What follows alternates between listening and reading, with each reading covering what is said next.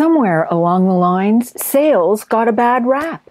Even the language we use in sales, like hook, pitch, script, objection handling technique, all reinforce the stereotype of salespeople being pushy, aggressive, and self-serving. Well, I've been in sales for 30 years, and I've never liked being at the receiving end of a sales pitch, and certainly never wanted my prospects to be at the receiving end of one either. Yet I've always been successful. When I went through my coach training, it gave me insights into how human beings are designed. This has nothing to do with psychology, simply insights on how we think and act. Then it all came together. After all, sales is simply a conversation between two human beings. It all made complete sense, and I knew immediately I had to share these principles with other entrepreneurs, sales reps, and advisors. The biggest benefits my clients and I find is that our prospects do most of the work for us. The foundation of the coach approach hinges on listening skills. Listening skills that I never knew existed even after taking numerous sales trainings. One coach approach principle is the difference between listening to and listening for. I'm sure you listen to your prospects and take great notes and can recap what they've just said to you. That type of listening is considered level 1 listening, and that's how most human beings listen.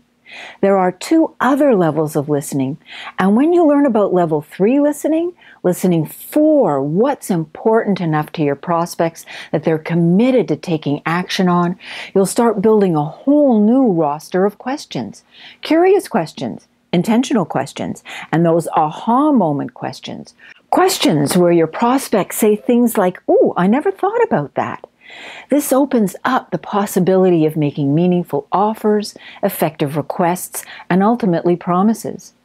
If we compare the old model of sales to the coach approach, they do look similar, but they're actually quite opposite in their intention. For example, we'll look at meaningful offers. In the old model, they would refer to this as your hook and pitch. Hooks and pitches are designed to convince you to do what I think you need or should do. On the other hand, a meaningful offer is based on listening for what's important enough in their lives that they're committed and willing to take action on. Then, when I make an offer that is meaningful to them and in alignment with what they're committed to, they're far more likely to take action. In the old model, I want to get something from you. In the coach approach, my goal is to give of my time, resources, and expertise. A perfect example of this is my nephew Justin and his wife Leslie. Justin and Leslie are optometrists. They were living in Western Canada and now moved to Toronto. When they sold their home, they obviously didn't bring their major appliances with them. So when they bought their new home, they went shopping for appliances and were mesmerized by the high-end appliances and all the features. Based on their body language and excitement level over all the lovely features and bells and whistles, their sales rep thought this was a slam dunk. But when he put all the paperwork in front of them, they looked at each other and said, we're going to have to think about this. Sound familiar? They went out to their car and decided that they would go with the scratch and dent models and put the money that they saved into their children's higher education fund.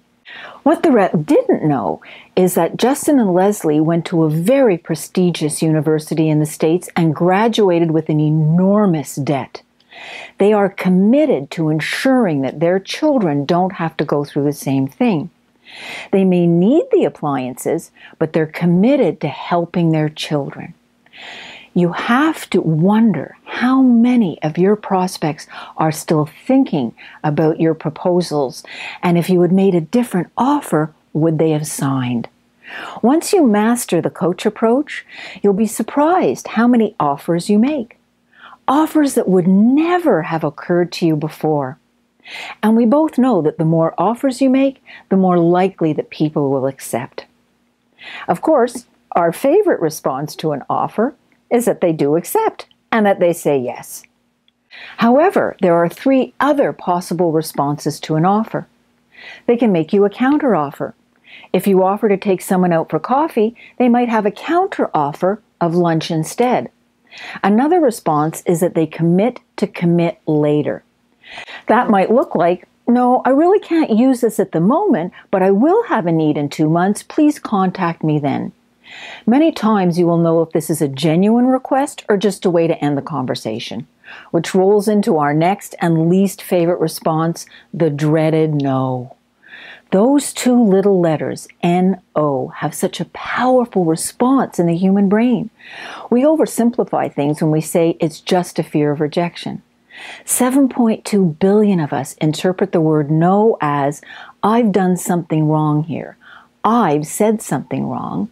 I didn't do something I should have done. I didn't say something I should have said. In other words, there's something wrong here, and that something is me. Just know that you're hardwired to think that. It's simply what the human brain does. And here's the best news of all.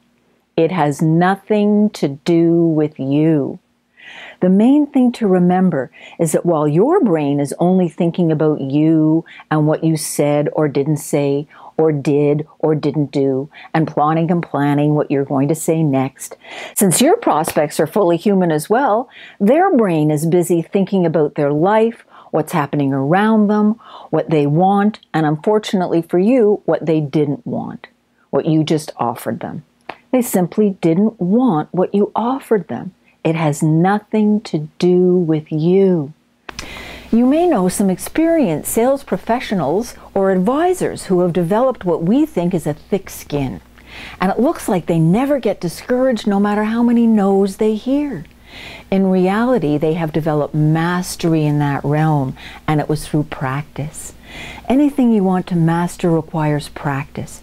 You don't just walk into a gym, take a couple of group lessons, read a book or 2, and get your black belt. It requires time, commitment, and practice. You have to get on the mat and be committed to learning and practicing. Typically, we're thrown into a room for 1-day training, tossed back into our business, and somehow we expect to master the new approaches overnight. My programs are specifically designed for you to be able to take the principles from the coach approach and shape them to fit your own personal and unique style, rather than trying to shape you to fit into a rigid process. If you're looking for a quick fix, my programs will not be a good fit for you. If you are serious about developing mastery in sales, click the link below and find out more about my programs. Don't let the old model of sales stop you from achieving all the success you desire. Until we meet again, create a successful day.